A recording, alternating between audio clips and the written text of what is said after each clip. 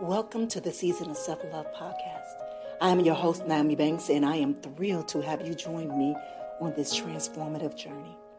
You see, every day we dive into a powerful conversation about self-discovery, healing, and empowerment. This podcast is brought to you by Ask Nyomi and Elevate Me Self-Discovery, where we believe that loving yourself is the first step to living a fulfilling life. You can expect insightful discussions, practical tips, and inspiring stories. Plus, we'll occasionally welcome special guests who will share their unique perspectives on self-love and personal growth. So get comfy, grab your favorite beverage, and let's embark on this journey together. Because it's time to embrace the beautiful person that you are. So let's elevate our lives one episode at a time. Now let's get started. All right, my beautiful people, well, welcome back to the Season of Self-Love podcast, where you get your daily dose of inspiration. I'm your host, Nyomi Banks, and family, today is Transformation Tuesday, and it's a special one. This is a special one because I have this young lady that I've met, many moons ago, many moons ago, but her story has been so inspiring as I've been watching her transformation, and I'm just so excited to just dive into this powerful conversation. You know, this month is all about new beginnings, right? And we're towards the end of it. And so I want to make sure that we was to bring her on, really bring her on here and tell her story. Because, you know, this year is all about transformation, growth, and embracing opportunities that come, you know, with us, staying fresh. Remember, this year is the year of the rebirth. And today's episode is, like I said before, it is so extra special because we have an incredible guest joining us, and I'm going to say her name. Her name is Miss Melony Hill. Not only is she a powerful advocate for mental health and a leader creating spaces for healing through her platform, Stronger Than Struggles. I mean, she's here to share her journey and empower us to reclaim our narratives and take control of our personal stories. But before we get into that, I want to remind you about our free download, the Year Rebirth Workbook. And this workbook is designed to help you guide you through your themes we're exploring this year. We're offering exercise, journal prompts, and actionable steps for your journey of transformation. So make sure you grab the copy. It's available now on our website, the Season of Self-Love podcast as well. Now, before we bring Miss Melony to the stage, you know what we're going to do? We're going to take a quick break, and then we'll come back, all right? It's your girl, the goddess, Nyomi Banks, here on this Season of Self-Love podcast, and we'll be right back. Washington Wellness Institute focuses on healing always. For me, if I look good, then I feel good. If I feel good, then I share the good. If I share the good, then I celebrate the good. If I celebrate the good, then I live the good. So I can be paid to be my greatest. But I have to learn the good to be the good. So, what does it take to be the greatest? It's as simple as a free 15-minute consultation. Be kind to yourself and heal always. Hey, it's your girl, the goddess, Nyomi Banks, and make sure you tune in every Thursday night to Ask Nyomi Bridging the Gap podcast, where we talk about everything from love, sex, relationship, cultural differences, and so much more. By bridging the gap between them all. And we even talk about spiritual uplifting. You need to stop by. Me and Dr. Mike, as well as the BTG group. We have some amazing guests that come through. You never know. Just make sure you tune in Thursday night, 6 p.m. Pacific Standard Time. Go to xnyomi.com and tell them Nyomi sent you.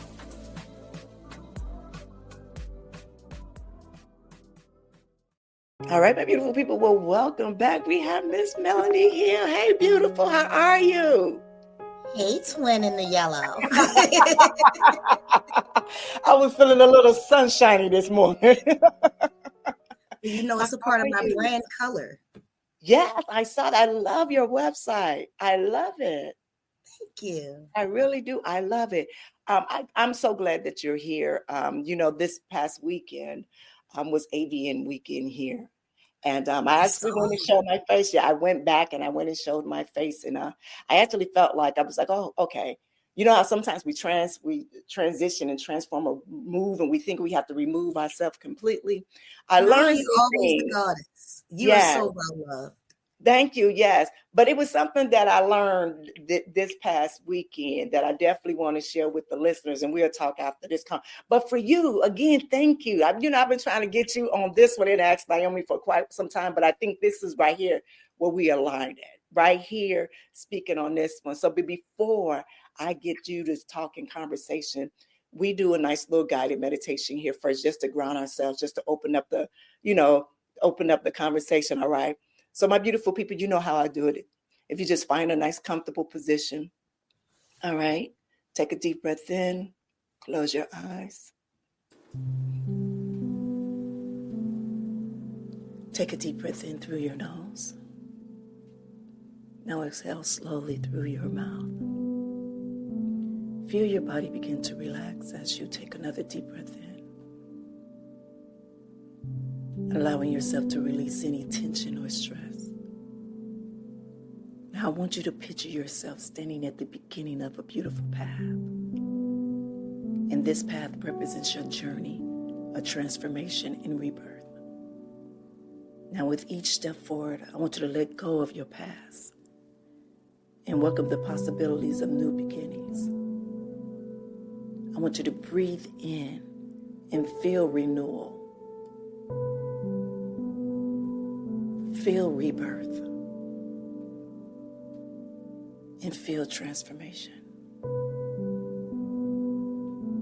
And as you exhale, I want you to exhale doubt, shame. I want you to take one last deep breath in.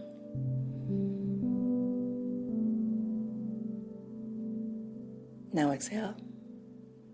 And when you are ready, please open your eyes. Thank you. All right, my beautiful people, if you are new here to the Season of Self-Love podcast, this is something that we do every day, Monday through Friday, just to help ground us before we get into this nice, deep conversation here. All right, Miss Melony. Hey. Yeah, I really enjoyed that. Thank you.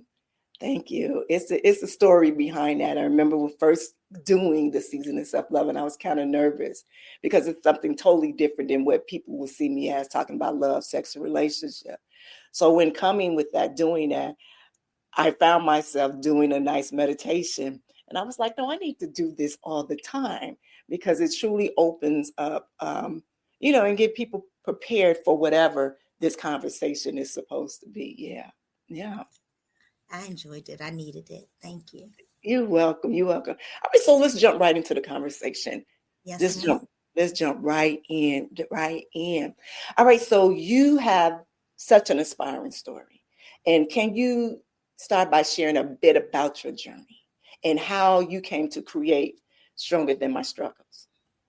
Well, so I'm a survivor many times over. We met when I was briefly in the industry, but I'm a survivor many times over. And being a survivor is what led me to the industry. I'm one of those young girls who was unfortunately preyed on. And as a young girl, not only was I preyed on, but my mother gave me to an older man. So that's a whole different story. But because I was so used to being touched and paid at a young age to be touched, it was a very easy jump and transition at 14 when my mother said, I'll buy you deodorant when your father paid child support, to end up in the streets. Right. Right. And so when you're in the streets as a young girl, and this is before the internet takes over, you're easy prey. But then when the internet took over, it's like, I can make money doing what I've been taught to do online. And I don't have to be in so many dangerous situations. And so that's what I jumped to do. And coming out of the adult industry, I came out because I got so sick. I had fibromyalgia, and I was also struggling with my mental health. And when I retired, people said, you're never going to be anything else. You're never going to have anything. People are always going to look at you as a whore. And I realized that I was so sick. And what if I died and that's all people knew me as? And so I was like, that really is scary. And I wanted people to know that I was intelligent, that I was a victim, that I didn't end up in this industry because I wanted to, but that was the normal trajectory from being abused and then thrown in the street at a young age, and then wanting to not be unsafe when the internet made it easier to make money doing what I was taught to do. So, I felt like that was just my trajectory. But now that I was sick, I wanted people to know that I had more to offer than what I had been showing. And so it became really important to me to take my name back because I thought I was going to die, you know? And so I had to like take my name back by shifting my target audience. I had to shut down some of my websites. I had to stop using my main Facebook page for a long time and create a new one under my middle name so that women could see and respect me versus the men who were used to following me. And in 2017, I was in the process of doing all of that transitioning when I lost the two most important people in my life. Like I've been going to therapy for 7.5 years, 3 days a week. And I walked into my therapist's office one day and she said, I don't take your insurance anymore. And at that time, my best friend, who was 68, but had been in a coma for a year, he was gone too because he was in his coma. And so I was losing like the two closest people to me. And I went home and I just was like, this is it. I quit. And I laid down in bed and waited to die. I was like, I'm just going to lay here until God takes me. And life just kept happening around me. But God kept saying, you're stronger than your struggles. You're stronger than my struggles. And like that stronger than my struggles kept hitting me. And I didn't know what it meant. But as a businesswoman, I went and bought the domain. And so I bought the domain and I sat on it and I didn't know what to do until God started telling me, you have to write. And so I started writing and I started telling my story. And now I've published like 8 books, but I started writing and sharing pieces of my story. And as I shared pieces of my story, I noticed that people were really resonating with it. And that was 2017 and it's 2025 and we're still here. That was so powerful. Family listeners, I want you to take a moment to just reflect on what Miss Melony was just speaking. And I want to ask you all a question because you heard how she was owning her narrative. Question for you, how are you owning your narrative? Are you letting the past define you or are you rewriting your story? You know, that's a lot of things that I talk about here. It's about owning my story and knowing what my story is. I always say, never judge a book by its cover, but take the time to read the pages within the book. Yeah. Yeah. So, yeah. In my coaching business, that's actually my tagline is create the life you desire and deserve, no matter the life you were given. Beautiful. Beautiful. That is so beautiful. You know, a lot of times, especially when I've been in many careers. The adult industry is just a nice little 10 years of my life. And I was only really 6 or 7 years active, but it was very pivotal in my life because it allowed me to have this platform. As I said, that is a part of my character. You know, I don't have your story. You know, my story is totally different. I chose and decided as a grown-ass woman, divorced, to get into this industry for financial purposes, not really understanding that, wow, this can really be on you forever. I didn't know that, but it's not a stain for me. And that's the thing. This is not a stain for me. I will no longer allow anyone to shame me for believing in what I believe in. You understand what I'm saying? And it took a moment to get here. You know how we can be, you know, we proud Black woman, you know, that chest out we have. But then sometimes when we alone in our bedroom and in our bed, we second guess ourselves. So through all of this healing process, I've been retired from the industry for 13 years now. For 13 years now. And it took me 13 years to be comfortable with all of this. And this is the whole, a lot, amazing, a lot, you know. And when I see you, it's you just with all of that amazing which you have. You know what I mean? You know, so sis, keep doing your thing. Keep doing your thing. We're gonna have some more conversations after, but I just wanted to give you this right here on this platform right now and to keep doing your thing and do it positive. With love, lead in love with it. Thank you. Lead in love with it. Keep doing it and lead in love with it. It feels so good to have that coming from someone I respect so much. Thank you. You're welcome. I mean, this is what this is what this is. You built a safe space for conversation. This is what this is. This is a safe space for conversation. This is where we need to love on one another. This is when we need to love on one another, if not anything now. How the world is happening right now. Oh, baby. Do you know you're the only person I chose to stay in contact with? Like, I am so out of that. I don't speak to anyone in the industry. You're the only person I chose to stay in contact with. Like, I really, really have so much respect for you. I look at pictures that we have together, and there's like this one where I'm hugging you for dear life. And I don't know if you know how much it meant to me, like, to meet you, because I always saw you as more. Like, again, like, I didn't know you were divorced and a grown woman when you started, but you felt like a mom. Mm-hmm. Thank you. Thank you. And you know what? And I got that this weekend. Like I mentioned before, the beginning, I was at AVN this weekend during the convention, just doing some kind of networking and just to go back and see what, because I myself, as you did, that kind of like not being on the scene as much. But when I went there, I realized, no, I'm supposed to be in this scene in a different form, but this is where I am supposed to be, with them. I'm not supposed to just leave them behind, because what I saw in their eyes, they couldn't see it right now. They can't see those things because society would tell them they are not worthy to see that light in their eyes. You know what I mean? Yeah. So, if anything, this conversation, we like for you, it's like, well, maybe I can go back a little bit and grab whoever needs to be grabbed. Do you understand what I'm saying? Because even though we might have somewhat of the same talk, but your language is different. Our language is different. Your language is different from mine. Your story is different from mine. Well, you can reach women that I probably can't even reach, or even men that I can't even reach. You understand what I'm saying? And that's what we need to do as a community, is because everybody got a different voice that speak a different language to somebody else. It might look the same, but it ain't. I was live streaming on TikTok the other day, and I had a room full of people, a couple hundred, and I had girls telling me that they were crying listening to me talk about my story of my transition, and telling them that they still deserve certain lifestyles and things. It was beautiful. Yeah. Yeah.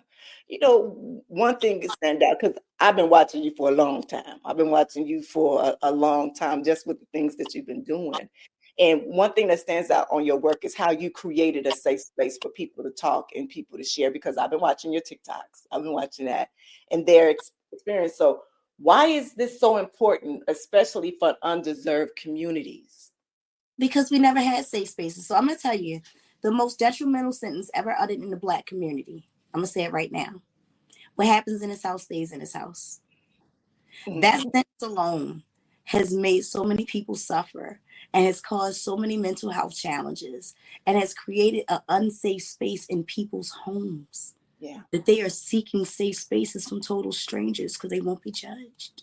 Yeah. That literal one sentence, what happens in this house stays in this house, is the reason why so many people who look like us are suffering. Yeah. That's just using it. I know you put that on a t-shirt, right? Listen to me. I mean, I know it's a very popular saying, but just knowing what that saying means, and then putting I'm healed or I'm healing with that or not. Don't be giving my ideas to your whole audience.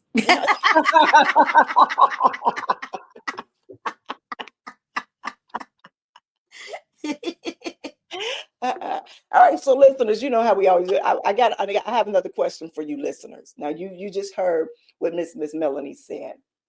And then for listeners at home, I think about how you can create a safe space in your home, in your life. How can you, whether it was friends, family, or even in your relationship with yourself, how can you create that safe space? So, Miss Melony, this is what I want you to do. What advice would you give to my listeners on creating a safe space for themselves and also for others? Well, first I would tell them it starts with journaling. It really does, because so many things that we feel like we have no place to say out loud, we can say in a journal. And it doesn't have to be one type of journaling. Journaling doesn't look like I just got to write. It could be the highlights, key points. They call that bullet journaling. It could be in an art form, like you can draw or you can use pictures and get your feelings and emotions out. It's a safe space to just be vulnerable. I think that journaling allows us to figure out how to say the things we want to say to others. I think it's the safest space we have because we're alone with our thoughts. But you have to be honest with yourself in a journal so that you can find out what you need from that journal. Like, am I writing just to get these things out? Am I writing to find the goals that I need to move forward? Am I writing to find a way to be able to speak to the people in my life who are hurting me? Because that way you can focus on what you need as you write. You'll be able to find the answers through your writing. I also think that finding and creating a safe space is knowing that it's okay to go to therapy.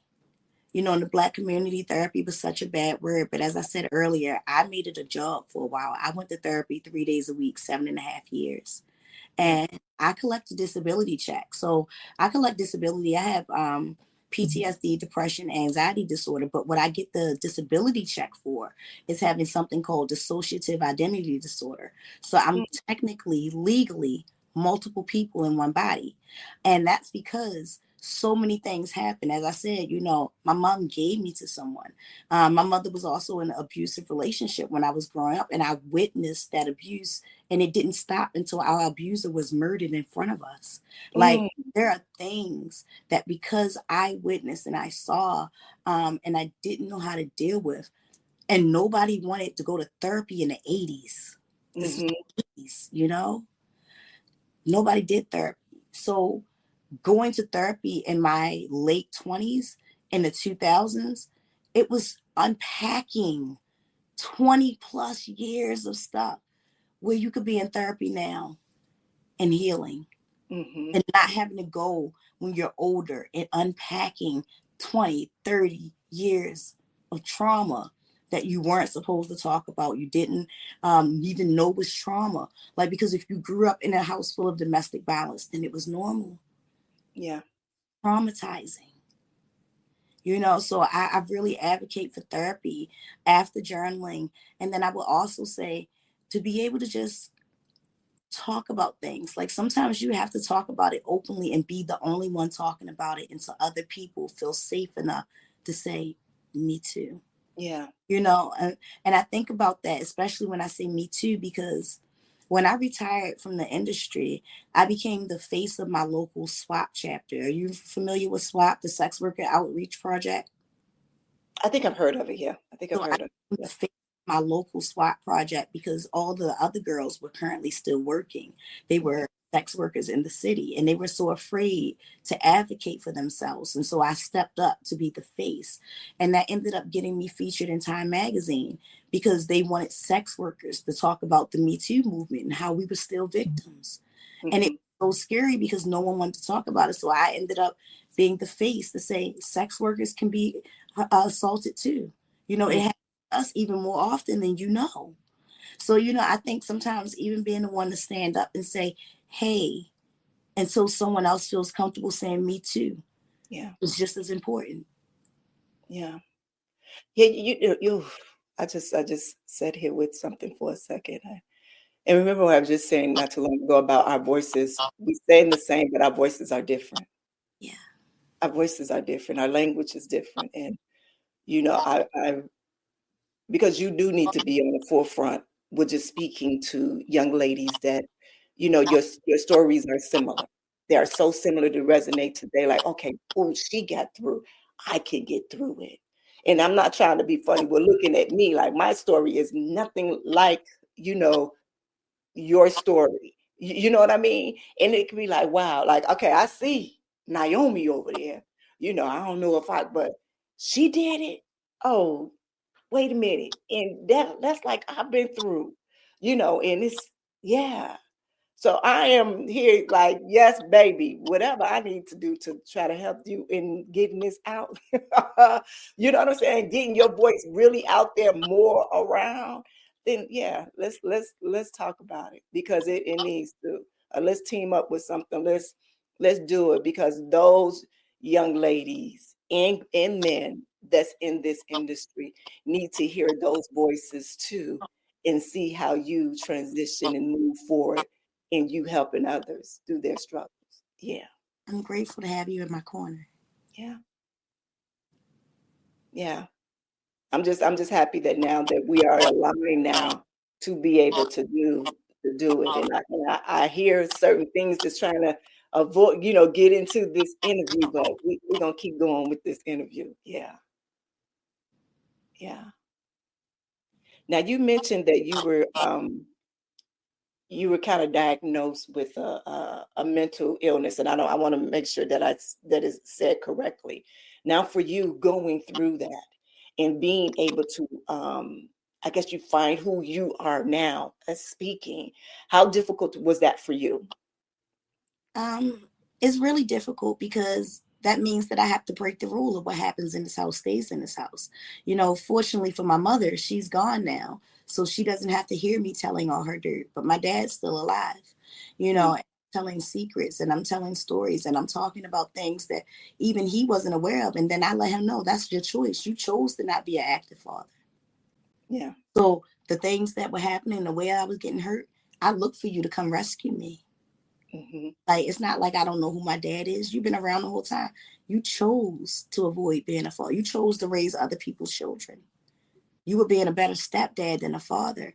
So, it's really hard because I have to say things that hurt people who love me, but they didn't love me enough to help me or to save me or protect me. Yeah. Question. What does your healing look like? It looks like conversations like these. It looks like the conversation we had before we turned the camera on. It looks like saying the truth about what's going on around me so that I don't have to keep what's going on in this house. Hmm. Forgiveness. What does forgiveness look like for you? It looks different than it did when I was younger. So, like I said, my mom's no longer here. She died of HIV when I was 17, right? Mm, She called me on her deathbed. I'm actually the last person that she was able to use her voice with. And she called me to apologize. And I wouldn't accept it. I was so hurt by the things that she had let happen and the things that she had done herself that at 17, I wasn't mature enough to realize how much of a victim she had been when her stuff started. And that even like the abuser that we shared, that he had kidnapped her at 17 and taken her out of state to groom her. He was a much older man.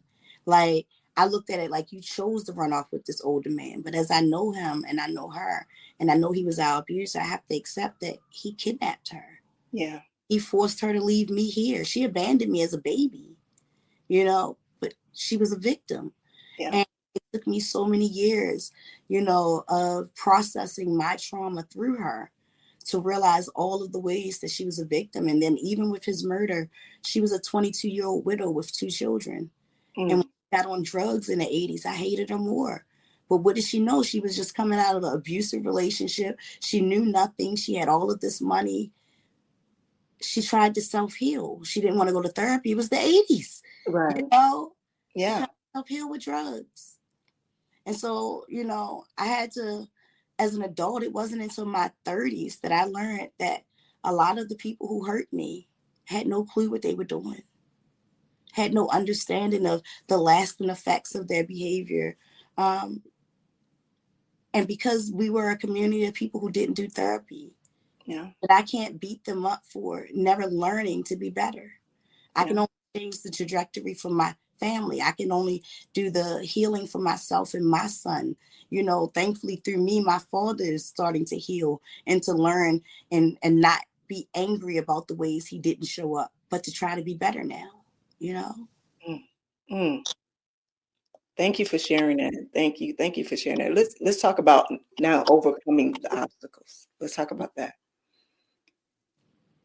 You share so much and you face so much in your challenges in your life. What strategies help you to get through? Well, definitely I'll go back again to journaling. So I journaled my whole life, like because the home was not a safe space. I had no one to talk to, nowhere to go. Um, So it was really important for me to always write. I always journaled. My first books came from my journals, so it was really important to be able to even still publish the things that I've been saying to myself in silence. Therapy.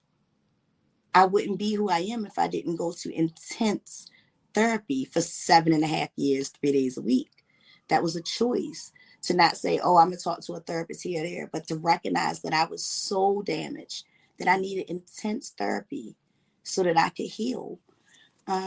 Again, it sometimes looked like isolation. I refuse to have holiday dinners with my family because they won't heal.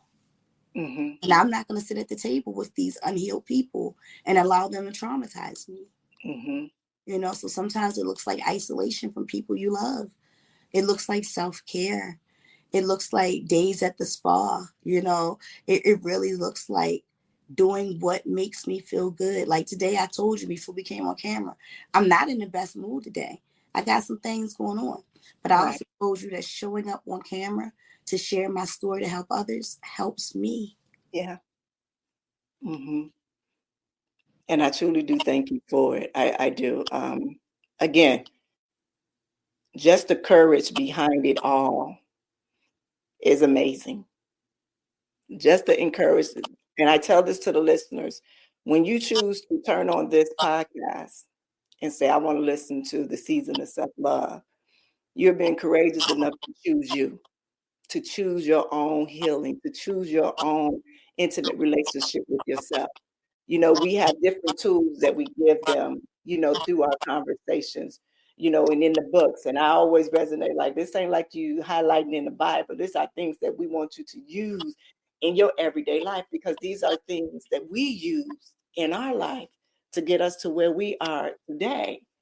Just this month, when I tell you I have outlined all of my shows, girl, I ain't speak not one word of the outlines of my show, because God was using me in real time. In real time. And I couldn't do anything but come on this platform and be authentic in those conversations, because that is what we need. We don't need the fluffing and the puffing and all of that. We need some real shit so we can help others to get out of that real shit. We're here to serve one another. Period. Unfortunately, some of our stories have to go through this. And one thing is that I teach is that these are unwritten gifts that we have gotten. I agree. It might seem so messed up to some people, like how you can say that, but you know what? You have to have a different mindset and a different perspective. We can't stay in the victim mode. No, we have to be victorious. And when you look at all of those things that we have been through in life, there were lessons that were learned. Those lessons are gifts for us. But not only good for us, but gift for someone else that are blind, that can't see that, or deaf and can't hear that. And I don't mean literally. I'm meaning like, if I'm speaking to that person right now, they tone deaf for Nyomi, but they might can hear Melony. They might can hear Dr. Will. Might can hear whatever guest that's on here. You understand what I'm saying? And so sometimes we have to be the eyes and the ears of others when they can't see in that mirror. What I've learned through my healing process, and my healing is, when I say compared to a lot of people, it's a simple of abandonment, just abandonment. My mom and my dad sent me to my grandmother to go live while they live a few blocks away so I can go to school. But that sets an abandonment issue for me, like, wait, y'all kept my sister there, so why I'm not there? Right. As a child, you don't know. That's a 7, 8-year-old that's lived with their grandmother until they was 12, 13 years old, wondering why I'm only could come on a weekend. That hits harder. But then as I see now going through I'm like, okay, well, thank you though, because that helped me. My abandonment is a part of my superpower. Everything that someone says of me that is supposed to be a negative, now, baby, that is your kryptonite. That is my superpower, baby. Yes, people ask me, why you don't change your name? People not going to take you serious with Nyomi Banks, because God needs them, and I need you to see the transformation in what you deem is supposed to be a hoe, or whatever you want to call it, whatever. I am goddess. I am a goddess. And Period. you notice I am a goddess. I'm the evident goddess on the go. You notice that I transitioned, and I told people, like, I didn't disappear. I grew up. I'm a Yeah. goddess. Yeah. Yeah. You can't touch me, but you can still worship me.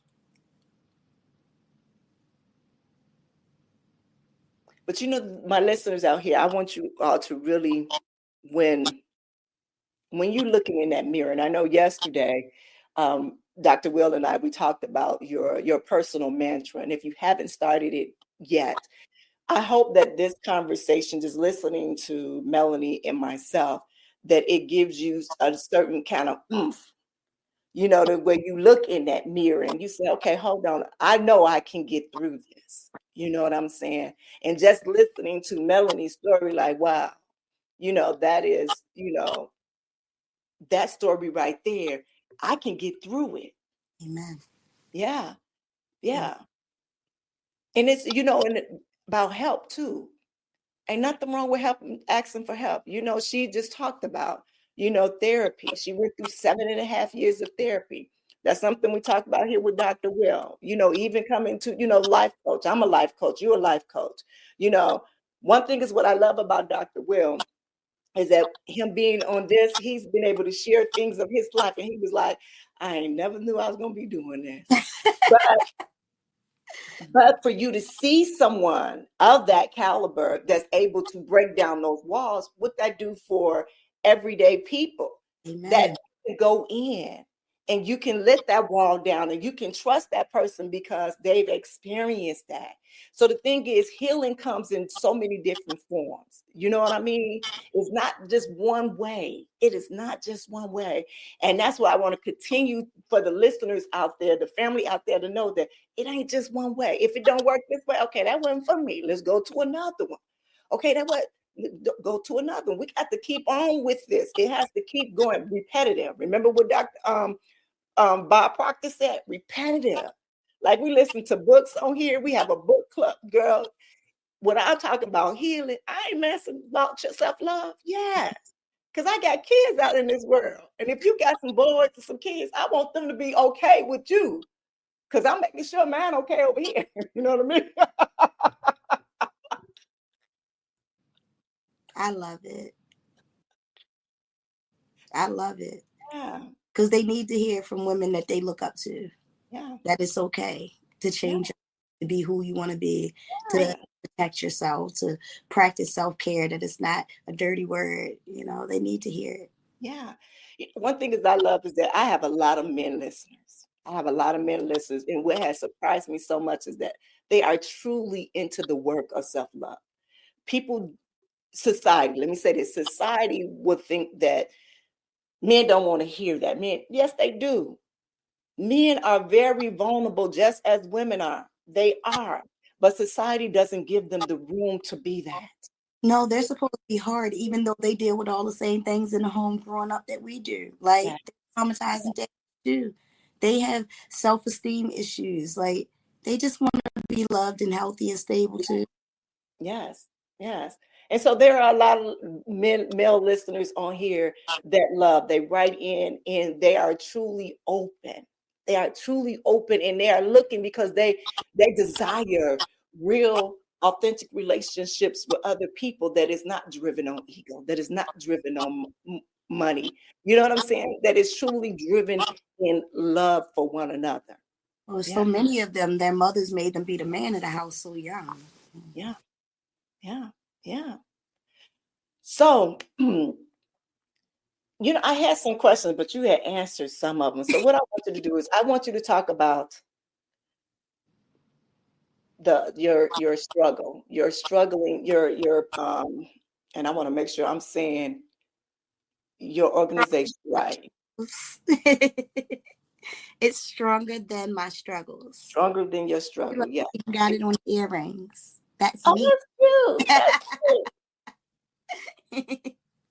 That's cute. So if you can talk more about that, and if my listeners want to come, how can they get to you? How, all of that. So as Nyomi was saying, Stronger Than My Struggles is an organization that I started to help survivors from all walks of life, people like myself, people who suffer from chronic illness, mental illness, who've seen things and feel like they limit them from being themselves, and they just want to be able to show up better in the world. That's me. So I try to be encouragement, inspiration. I post a lot of daily encouragement on all of our social media platforms. And of course, we're Stronger Than My Struggles on almost everything like Facebook, Instagram. I think on TikTok, we're Stronger Community. But if you hashtag Stronger Than My Struggles everywhere, I got you. You'll find me. And of course, the website is Stronger Than My Struggles, right? I make it real easy. And I say that it's Stronger Than My Struggles because we all have them. Yes. Me just living and trying to be an example of what it looks like in real time to be stronger than my struggles is my gift to the world, because I really want us all to be stronger together. And that's why on TikTok it's Stronger Community, because it's really not about me. It's a community of survivors finding each other, healing together out loud, Yes. and that's so important. So I want people to know that no matter what you go through, as long as you have faith, as long as you love yourself enough to keep going, you can be whoever you want to be. Like, you really can create the life you desire and deserve. It's going to make you lose some people. You're not going to be able to do everything you did in the past. You're going to be a new you, which means new things, which means new people, which means new environments. And it's going to be hard at first. It's not going to be easy. Like Nyomi said, being able to show up as herself wasn't easy. But when she started posting her weight loss journey and her exercise and stuff, when I started seeing her little drinks and stuff, I was like, okay, we get to see a real person now. And that matters. And as you transition, you'll see yourself showing up authentically as the real you, not the you that you had to be, not the you that you were told you should be, but the real you. You'll see them start to peek out. And just keep cultivating. Mm-hmm. Yeah, beautiful. Thank you. Thank you. Thank you. Let me ask you this. I know you got your book called Stronger Than Life. We're going to take Not that. We're going stronger than anything. to take that out. So look, Right. we have a intentions and gratitude journal that's called Writing for My Sanity. All the books are on Amazon. So I would just say go to Amazon and type in Melony Hill. Got you real easy. But no, we have like Reflections of a Survivor. We have The Strength of a Woman. But what's really important for me, I think, is like the coaching programs that I created. Like, I even put one in book form on Amazon. You're welcome. Otherwise, you should be working with me directly. But I put this one on Amazon in book form. But like, no, nothing is really about me. Even my first 4 books we published were anthologies, because I wanted to use my platform for other survivors to share their stories. Mm-hmm. I wanted them to have a safe space. Beautiful. Now, my question to you now, today, what is the title of your movie? If it was just on you. Oh, I already know. So I'm working on it. It's called Porn to Purpose. Say it again. It's called Porn to Purpose. Oh, okay. And if you hashtag that on TikTok without the O, just PRN to purpose, then you get my whole story. I told a story because I also had a sugar daddy that came in my life in 2018. And he was a man that I never met. He lives in Belgium. He bought these $50,000 teeth because my teeth was so messed up. And he changed the trajectory of my life, and he funded Stronger Than My Struggles for years. So he's the reason why we were able to do the 4-city tour and to take 30 women up and down the East Coast. He's the reason I was able to give so many people help and assistance. We relocated families, domestic violence survivors. We helped people go into the mental hospital so they could heal. We gave out Christmas gifts. We were able to do Christmas gifts for 100 children per year at $100 per child. Beautiful. So yeah, there's a whole story behind this help that I got in my transition. It was a total stranger that came and said, God told me to give you this money. Beautiful. Oh, beautiful. Beautiful. You know what, Melony, thank you. Thank you for just sharing your story. Thank you for just sharing your wisdom and all that you do. We would definitely talk some more. Because this has been a very powerful conversation. Family, I want you to remember, reclaiming your narrative is a process, but it starts with one decision, and that's to take back control. So don't forget to download our Year of Rebirth workbook and just dive deeper into today's topic and share your reflections with us on social media using the hashtag year of rebirth, so we can celebrate your process together. And we'll be back tomorrow with a nice, amazing guest as well. Melony, do you have any last words for my listeners? Yeah, I'm stronger than my struggles, and you are too. I know that's right. Thank you. All right, my beautiful people. So until next time, I want you to remember you are stronger than your struggles, and you are capable of so much greatness. I will see you next time. Bye-bye. Thank you for joining us on this journey of discovering and empowerment here at the Season of Self-Love podcast. Remember, embracing self-love is a continuous journey, and we're so glad to have you with us. So if you enjoyed today's episode, please leave us a review. And don't forget to join our community on Facebook at Season of Self-Love. Connect with like-minded individuals who are also on their self-love journey. Now, if you have any questions or topics that you'd like for us to explore, we love to hear from you.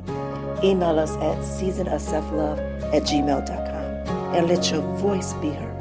So until next time, take a moment for yourself today and remember, you are worthy of love, joy, and all the beautiful things that life has to offer.